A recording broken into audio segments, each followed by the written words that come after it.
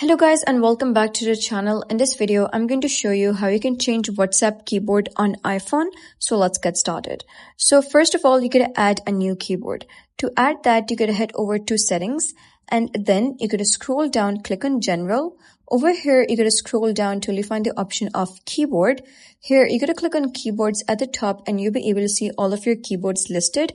To add a new keyboard, you gotta click on add new keyboard.